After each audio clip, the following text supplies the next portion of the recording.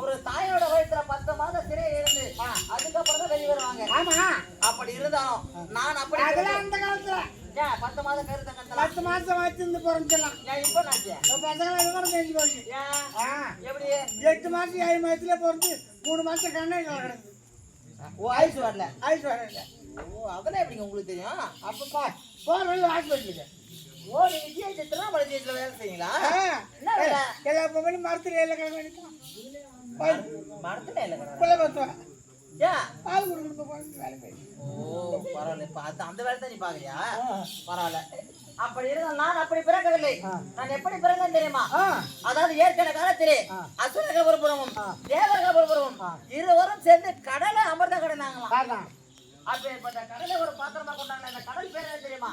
அதுதான் திருப்பாற்கடல். திருப்பாற்கடல். இன்னைக்கு பாக்குறமே கடல் பாண்டிச்சேரி, கடலூர், சென்னையில பாக்குறது பூரா உப்பு கைக்கிற கடல். 7 கடலை தாண்டி இருக்கக்கூடியது அது திருப்பாற்கடல், பாலாலே கடல். ஆரம்பத்து அந்த காலத்துல அந்த திருப்பாற்கடலை கடந்தார்களாம். அத ஒரு பாண்டமாகவும் அந்த கடலை கடைய வேண்டும்னா அதுக்கு தகுந்த மத்து வேணுமே. அதுதான் மேரிகிரி மலை. அந்த மலையை திகழ்ந்தது அது அந்த மலையை திகழ்ந்து கடல்ல வச்சாச்சு. மத்து இருக்கு, பாண்டமும் இருக்கு. கடையறதுக்கு இழுக்கிறதுக்கு தறி கயிறு வேணுமே. கயிறு அந்த மலையை 3 சுத்தா சுத்தணும். தேவர்கிட்டையும் போகணும், அசுரர்கிட்டையும் போகணும்.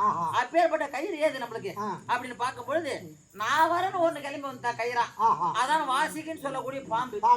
அந்த பாம்பு ஏன் வந்ததுன்னு கேட்டா, பாம்பு இருக்குது போன்ற காலக்குட்டி அம்மா வரும்.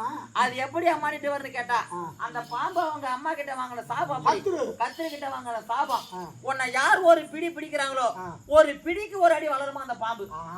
அப்ப தேவர்கள் ஒருபுறமும் அசுரர்கள் ஒருபுறமும் ஒரு பிடி பிடிக்க பிடிக்க பிடிக்க அந்த பாம்பு வளர்ந்து கொண்டே சென்று விட்டன. அப்படி இருவரும் சேர்ந்து அமிர்த கடல் 10 கோடி தேவர்கள் 66,000 கோடி அசுரர்கள். அப்பேற்பட்ட இருவரும் சேர்ந்து அப்ப எத்தனை பிடி புடிச்சு அந்த பாம்பு நீட் ஆயிட்டு இருக்கும். அது வளர்ந்துட்டே போயிடுச்சு. இருவரும் சேர்ந்து அமிர்த கிடைறாங்க. அந்த அமிர்த கிடைக்கின்ற பொழுது அதெல்லாம் பிறந்தவனா அந்த அமிர்தத்தை பிறந்தவன் நாங்க. நான் மட்டும் இல்ல, நாங்கன்னா நிறைய பேர் பிறந்தாங்க. ஸ்ரீதேவி, மூதேவி, லட்சுமி, அகலிகை, தாரை, அதோ சோரை, ரதி, அப்படி சொல்லக்கூடிய பல விதமான பொருட்கள் பிறந்தன. வெள்ளை யானை, அதோ வச்சிராயுதம், இப்படி சொல்லக்கூடிய நிறைய பொருள் பிறந்தது. அப்பேற்பட்ட எல்லாத்தையும் பார்த்தாங்க. தேவர்களுக்கு சொந்தமான பொருட்களை பூரா ஒண்ணா எடுத்துனாங்க. 6 ஊர்வன பெண்கள் இதெல்லாம் பிறந்தாங்க.